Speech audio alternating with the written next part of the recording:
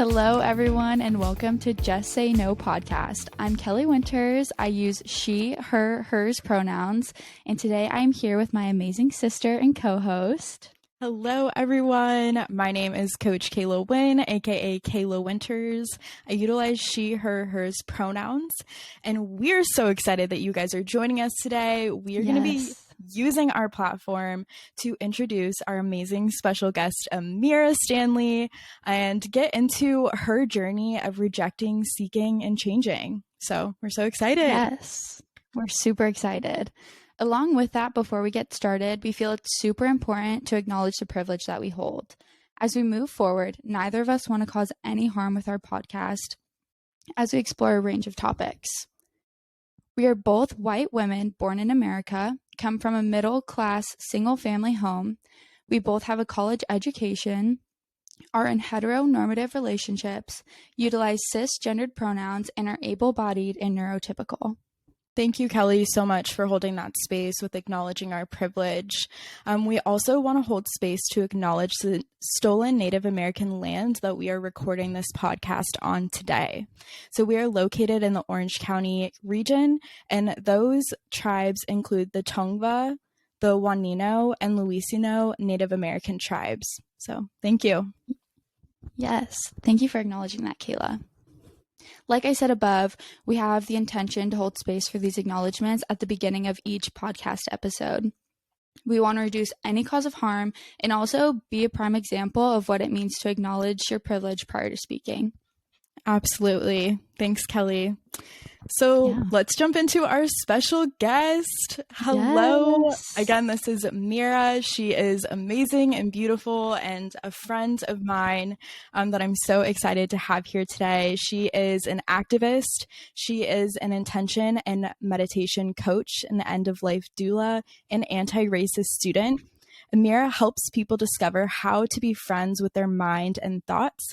And her slogan motto is, "My mindset is my superpower." Amira, welcome. Thanks for being here. Thank you. Thank you. I'm like beaming at you guys' intro. I'm so proud. I'm so proud. I'm so proud. Yes. Thank you. That was everything. Thank you. Thank you. Yeah. Thank you. Well, we're so excited to have you here. As you know, Just Say No podcast focuses on the idea of rejecting, seeking, and changing. When was there a time in your life when you had to just say no? Whew. That is like a loaded I know, heavy question. Heavy hitter. Gosh, all the We're time. coming in hot. Yeah, all the time I have to say no to the biggest thing in my life is, that perfectionism. Really, it affects every aspect of my life, my business, my thoughts. Perfectionism was built into me growing up as a young woman, trying to be a professional in the world. All my bosses were white women micromanaging people. And even, I'm the same way. So, that micromanaging mindset that you have to do things perfect. If you write an email, you have to get a response right away. That has been the hardest thing by far in my life so far, in my almost 44 years of life, that I've had to say no to. Like, no more allowing that to lead the way. Absolutely. I know I feel you with that perfectionism. It's no joke. And it is so limiting in so many ways. Can you walk us through a little bit of what that was? How are you, this process of moving away from perfectionism? What are some examples of how you've had to go through that? I think the first reckoning with it for me was when I witnessed George Floyd being murdered. I really just had to sit in that uncomfortable reality that I was asleep to a lot of things, and I started to study and learn things that I never knew before. John Lewis, for example, didn't know who he was until George Floyd was murdered.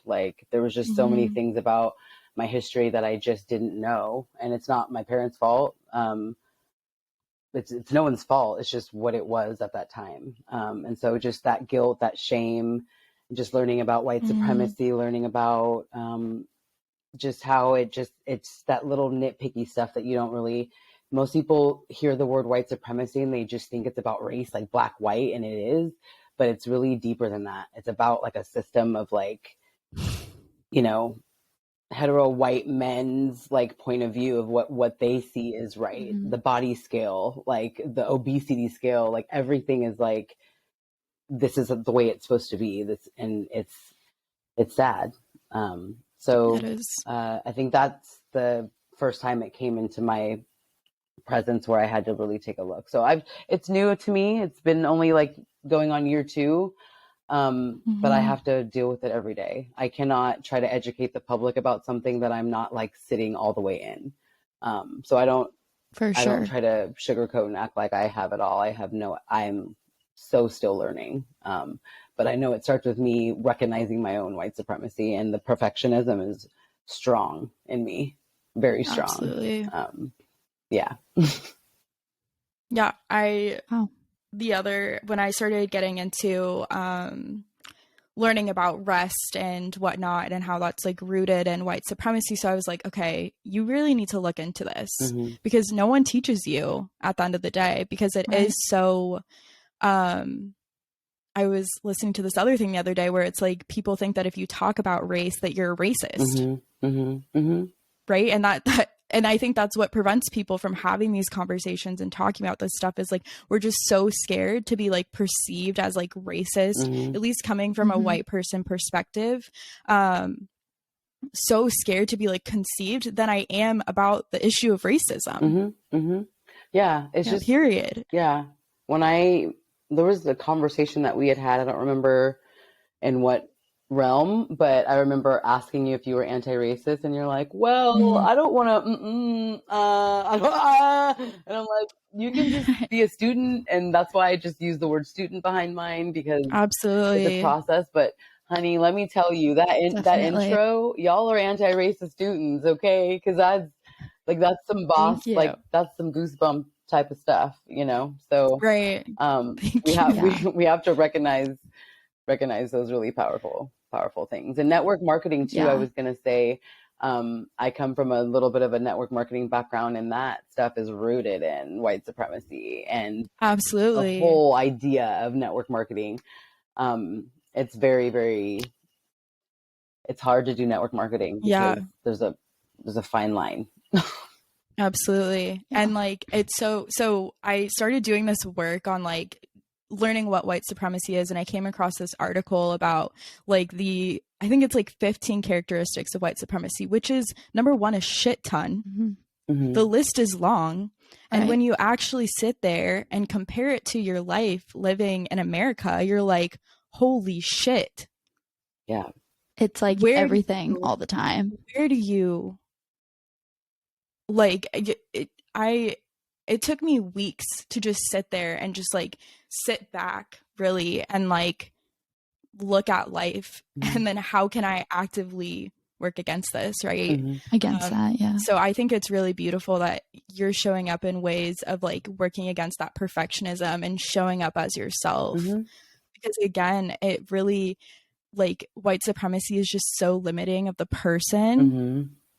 And by working against it, like, not only are you saying fuck white supremacy, fuck this systematic bullshit that we are all like locked into, but like it also like unlocks you as well. So yeah, absolutely. Beautiful. Yeah. Beautiful. Love that. I'm so proud of you. Thank you. Yeah. How did you begin? Sorry, I'm just going to take it if that's okay. Go for it. When you had started like realizing all of this, what were your initial steps of like walking away from that and like beginning your journey on this? At first, I think I started just delving into education. I just wanted to educate as many people as possible. And I think I burned the shit out of myself really early on, and didn't recognize it until I was like a year in. I just was like, I need to educate white people because I lost white people and I walked away from white people, and I just need to educate all the white people that I can. So that's the approach that I took. I was Minister of Justice and Witness for this really popular online church, and I did book clubs and, I led 2 book clubs and just did a lot of like Then I did a self-compassion book club because I realized, like, 8 months in, if we don't find a way to like nurture ourselves through this is not going to like sustain. So then I became obsessed with like helping my community, my comrades in the community, how they were so angry. And so I started doing like mindfulness work with them, and just became obsessed with like helping other people. The one consistent thing that I did for myself was just keep checking my own stuff. So this last 2 years, I've just been really like, when things bother me, I really sit in it for a little bit. And like, the really beautiful thing about mindfulness, even though I've fallen off my routine a lot in the last almost 2 years, mindfulness is still with me. And the things that I'm going through, I could take a step back and not overreact because a lot of the stuff I've been through is really depressing. And coming from a depressed kid, it's really easy to seep back into that depression, but I haven't let it get me to that level yet. There hasn't been a moment where I've been like, I'm so depressed that I don't know what's going to happen. I've always been aware enough to like go to the doctor, go see someone, like, okay, I need help, at least. So just really focusing on myself, trying to do this work, focusing on myself as much as possible. Right. Because when we start focusing on what other people should be doing, that's when I feel we kind of lose sight of what we're doing. So I try to just keep going back to me, like, what am I doing for myself to, yeah. I love that. Absolutely. I think that's so powerful too. It's like always just checking in with yourself, because if you're not like rooted in yourself, how can you be rooted in all these other things to sustain change? I think that's fantastic. Yeah. Like even as a coach, and I'm out there, I still show my human self. If I'm having a bad day, if I'm feeling an emotion, I don't do it all the time, but every once in a while when there's a big emotion, I don't mind sharing it with other people, because I'm not perfect. Even as a coach, I feel comfortable helping someone else and their trauma and pain, and know that I can hold them up. At the same time, I'm human, and I want people to see that I'm not perfect. And I will just post a video with one eyelash like pointed down at the ground. And before I would be like, hell no, I gotta redo that video. And now I'm like, oh, damn, well, shit.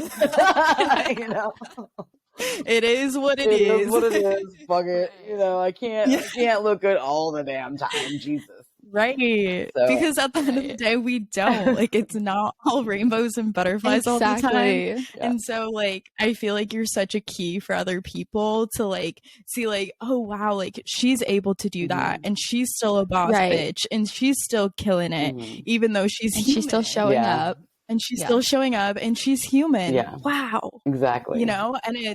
And it's crazy that like we don't, like, I don't feel like a lot of the times we have role models that show up as being human. And so I think it's really beautiful that you're playing with this with yourself, as well as like being like that for other people too. Yeah, so yeah, I just want to say we see you. Yeah, thank you. Yeah, it's the best way to be. Even when I'm posting about my mom and her dementia, I'll be like, dementia, and show a picture of me and her or something. They'll be like, I'm so sorry. I'm so sorry. And I'm like, yo, I'm just saying, like, fuck dementia, but I'm good. Like, I'm aware of what's going on. When I see her, I spend time with her. I cherish her. Yes, I'm sad, but I'm an end of life doula for a reason. I don't take aging and dying and death the way common people may. And I can't stand that feeling of like, I can't even post like this thing about my mom just to say like, look at this, like, this is what I'm feeling, without the dread. There's always got to be, I'm so sorry. And it's like, yo, chill out. Like, she's good. She still knows who I am. Like, I still get to joke with her. She's adorable as shit. I'm thankful for every moment, Absolutely. So yeah, people are used to that trauma leading our way. And that's what I try to get people to move away from. And in coaching, it's very taboo to be a coach that like tells you what to do. They really want you to lead a person to their own conclusion. And in most cases, I do that on an individual basis, but on a mass level, there's people that need to hear some shit straight up. So those moments, I'm really just, half Amira, half like check a chick, and just like, you need to hear, some people just need to hear stuff straight out. Need to hear it straight. Yeah. Absolutely. And I think you're definitely like you do that so beautifully and like gracefully. And I feel like just hearing you talk about all this stuff and just like the magnitude of like, I feel like the opposite reactions that you experience from life, which I don't feel like I think everyone gets that reaction, right? Like, I don't think that you're the only one that's getting like everyone being like, I'm so sorry, you know, like the sob story. Right. Cause I feel like everyone's trying to, I don't know, to cut it short, I feel like you're at a place of peace. I am. That's the feeling that I get from you, and I feel like you hold so much peace within yourself and your journey, and it's just really beautiful. And I feel like this, wow, Yeah, goals. Yeah, right. Honestly, That's goals. When you say that, like the word peace, like when I was, I don't know, it was probably like 2014 when I got my first like real therapist where I stayed for like a period of time. I remember writing like a mission statement for myself, and I remember like the last line was like, I want to have joy and inner peace. That was my number one dream in life. So to hear you like mirror that back is pretty badass. It's like a remember, like that was a long time ago. And I'm like, yeah, I feel pretty peaceful even in my rough moments that I experience. Absolutely. I feel like when you have been on this active journey, you know, 2014 you said, right? So how many years has that been? Eight years? 8? Yeah. Oh, anyways, another day for but like I want to highlight like the amount of time that it takes and like how important it is to like set those intentions with yourself to be rooted, because I just see your roots are so deep in this.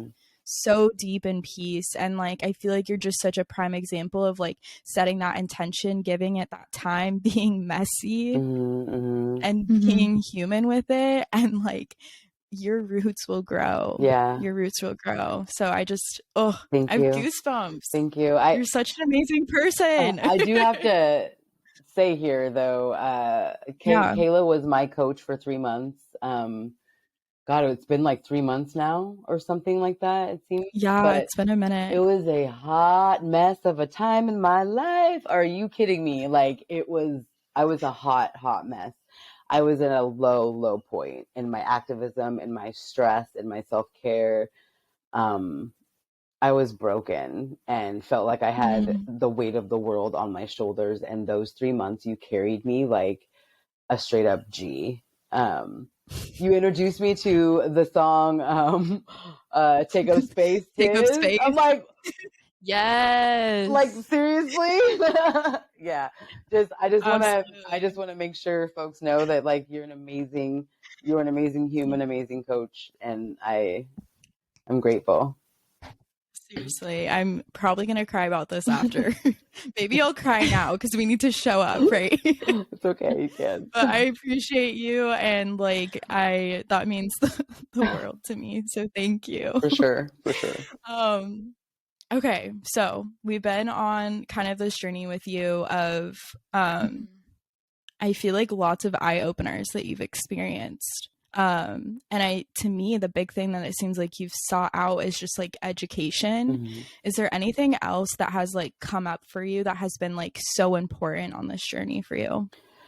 Yeah, I think besides the community of people that I live around and I'm with, even the ones that like have a little bit of side eye going on in their own selves, I have an amazing community of people.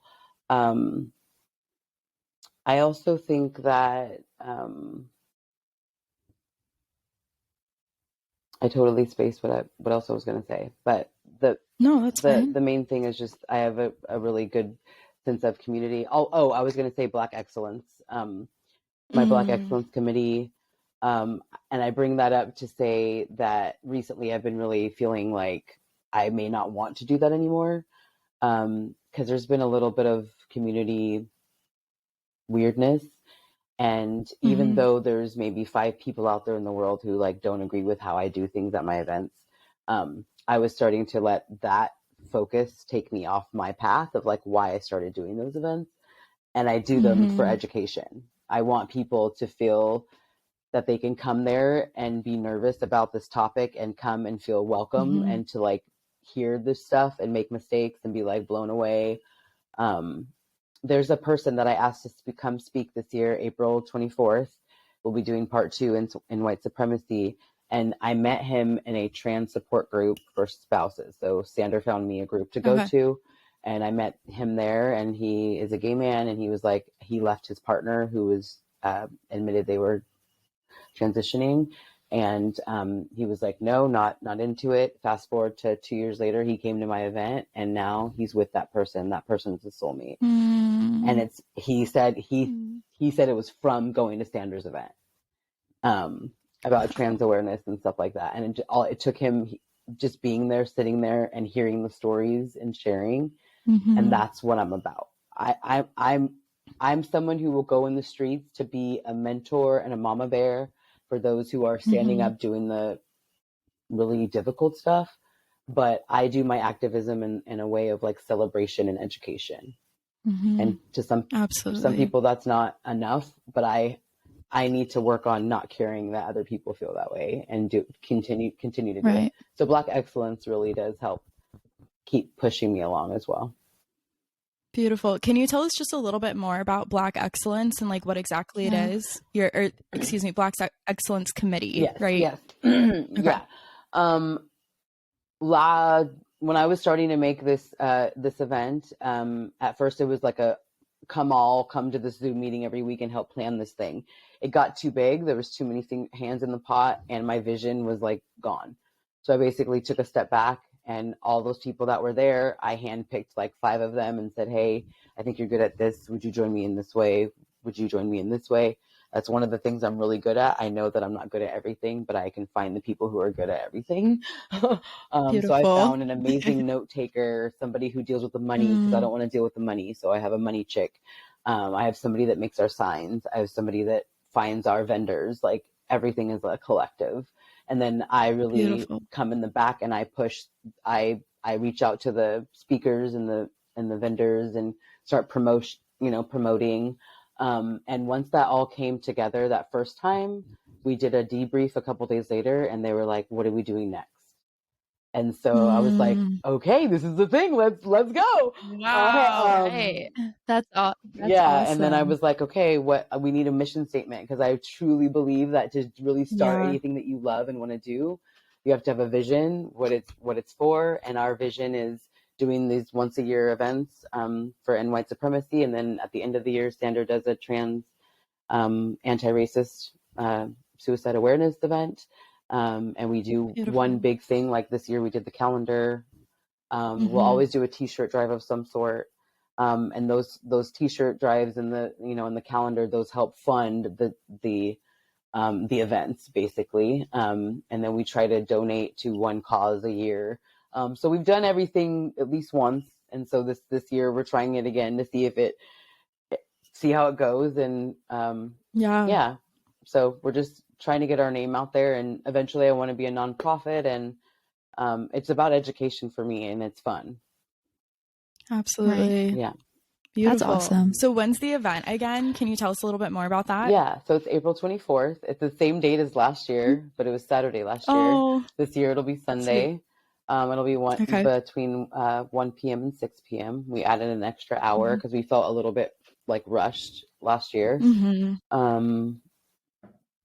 It's going to be, we're going to have 2 like main artists who are going to do a set each. Julianne Jackson from Black Joy, Oregon. We'll do a set, and then Valleywood from Salem. They're both local artists, and the theme is community. We'll have speakers about mutual aid, because a lot of folks the mainstream folks don't really understand what mutual aid is, what it means, how simple it is to get involved. And this community specifically in Salem has a badass mutual aid, absolutely, like army of people, and it's freaking amazing. I've only made soup and distributed food once or twice, but they are every single week, it's amazing, the mutual aid. So just shining a light on ways to get involved in the community. Totally. And just keep saying the word anti-racist, because it freaks people out. Because I want people to like like white supremacy, like anti-racism, be a student. It's okay. And I really want to talk about the judgment within the community, because the last 8 months, the judgment from my side has been what's made me want to walk away from being an activist. And I've had to check my own ego, because this is not about anyone but myself. And I had to remember, because I want to be liked. And I have always had shady, two-faced people in my life, right? So I need to be careful not to settle for things that I no longer settle for. And so it's okay for someone to no longer like me. It's okay that they did like me and then now they don't like me. It's okay that I rubbed the wrong way and they no longer want to fuck with me. It's okay. And that feeling inside that I feel will always be there, that wounded child of like, I hate not being liked. I fucking hate it. It drives me out of my mind. I cannot stand the thought of someone not liking me. It absolutely drives me insane. Excuse my ableist words. No, we hear you. And I just have to keep reminding myself when heartbreak happens that I'm heartbroken. This feels bad, but I'm loving myself through it. I'm okay. I'm here. I feel my body. I'm okay. Absolutely. Yeah. I just did an IG live yesterday on forgiveness, and like literally walked everyone through that exact same thing. You gotta feel the shit. You gotta feel, you have to, and I think again, like you're amazing at like the practice of sitting through it, because that's what people don't want to do. They want to just like close their eyes and turn the other way and be like, no, I'm not hurt. They didn't hurt me, or whatever the reaction is. And then you have to give yourself that compassion and the other person compassion when you can get there, you know. But you said that beautifully. So, thank you. Wow. Well, do you have... I feel like it's... Oh, go ahead. Go ahead. No, go off. Okay. Well, I think that it's so easy for so many of us to just like avoid like our deeper feelings. And I feel like getting started on this journey with you, Kayla, and learning to be an anti-racist student. This is the first time in my whole life that I've ever been on this journey or like have been exposed to this. And just like you were saying, like at the beginning of it, I was so scared. I was like, I don't know. What if I say something wrong? What if I don't show up in the right way? And every time Kayla just kept telling me, your intention is to be a student. You're here to learn. You're not perfect. You're a human being. That's how you need to show up. Absolutely. And so even before this interview, I was a little nervous because I was like, okay, you know, like I've never been in this environment before, but like I'm so glad to be here. And I'm so happy that I had someone who pushed me to be better and to learn. And yeah, I just think that it's so awesome that you are being that person for so many other people, because it's so important. It is. It's like expectations are whack. And I mean, I held on to those expectations before I started on the journey of having to lose weight to get hip surgery. I was so obsessed with the scale. I was so obsessed with like the gallon of water that I would have to drink, and like the expectation when it didn't get met, like freaking out. And like, and I remember my first mindfulness coach that I hired would just be like, now, lamb chop, like calm down. And I didn't know what he meant until after I start really studying mindfulness and really understanding the suffering comes from wanting to get away from what you feel or what you're going through. Sit in that shit. Sit in it. Because that's what the suffering is. Like, I gotta get away from this anxiety. I gotta get away from... And sometimes it takes a hold. But for the most part, mindfulness is... It's real. It's real. Yeah. It literally feels like magic at first. Like when you have that first real experience where like the training wheels come off and you're like, damn, this is what they're talking about. This is the magic. So I hear you on that. It's so powerful being able to... I feel like it's really just bringing the power back to you. That's what mindfulness is. And I think people make it like, you know, I did use the word magic, but it's really not magic. It's just bringing the power back to you, which is just it's what we really want to achieve. So and that's why I love doing I'm a very simple meditation coach. It's not any magical thing. You're not trying to erase your thoughts. You're just sitting with what is, focusing on your breath, relaxing your shoulders, focusing on your breath. It doesn't have to be complicated. Absolutely. Yep. Yeah. It goes back to that perfectionism, right? Of like, oh, this has to be this certain way because this is what this white supremacy culture told me to do, right? And it's like, cut it. Yeah. Cut it. Stop. You wouldn't believe how many mindfulness coaches and things that I no longer follow after George Floyd. Oh, we don't talk about that.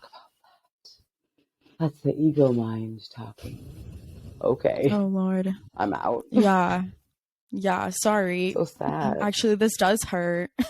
This harm and anger and all those feelings are relevant and are okay and are allowed and are valid in every single way. And anyone who tells you different, like you said, Amira, unfollow. or like there's nothing wrong with questioning even if you don't know yourself. Something doesn't feel right. There's nothing wrong with like being like, hold on, that didn't sit right with me. Maybe I should question what's happening here. So absolutely. Yeah. Well, Amira, is there any sort of call to action that you have for our listeners or anything that you want to leave them with? Hope, whatever? Yeah, just do one thing a day that you could look at your own white supremacy. You know, you don't have to tell anybody about it. You don't have to shout it or be on social media or march in the streets. Just learn about your own biases. I took the bias test, the national whatever test, and literally I was floored that when I took it, I was more attracted to white skin. Okay. I thought white was better in my own test. Right. And when I retook it, now my eyes focus on the dark skin. Now when I see a dark person, I'm like, I feel it, I see it because I recognize it now. And it's not that I don't think that white skin is beautiful, but it's not like a bias any longer. I'm aware of it. Right. So that's my call to action, is for folks to just keep focusing on themselves, their own white supremacy. Don't be afraid of the fragility of it all. Don't be afraid of like getting anything wrong. Just focus on yourself. Because you can focus on yourself for many years before you have to even open your mouth to someone else. Real. Absolutely. Yeah, and just be comfortable dealing with hard stuff. Sit in it like a friend. If you can remember nothing else I say, just sit in the bullshit like a friend with yourself. Beautiful. I love that. Thank y'all. Like a friend. That was awesome. Thank you, Amira. Thank you so much. Yes, thank you for being here. For sharing. I feel like there's so many things that could be taken away from this conversation. So thank you for sharing. Thank you for being vulnerable. Thank you for showing up and being the amazing and powerful person that you are. We couldn't ask for any more. Awesome. So thank you. Thank you both so much. I appreciate it. Yeah. Yes. So real quick, we do just want to close out here. So it's of course important for us to enforce this space as much as we can to make it safe, to give ourselves grace, to allow ourselves to be present, and these conversations that are surrounding change, because at the end of the day, they are hard. They aren't pretty. They aren't perfect. And so just giving ourselves that grace and compassion. And so giving yourself that time to reflect, to hit pause, to journal about it, to talk about it with other people, talk about it with yourself, just as Amira said. Being a friend, I think it's so important with these conversations. Definitely. All right. Remember, you can find this podcast on any podcast streaming service. Our episodes come out on the first and third Friday of every month. Thanks for listening. And in case you didn't catch it, just say no. Say no. Wow, we're going to wrap that one up again. We're going to try it again. I'll count it down. Okay. We got this. All right. Thanks for listening. And in case you didn't catch it, just say no. Hey, we're showing up as our imperfect. We're here. That's totally fun. We killed it. Oh my gosh, that was awesome.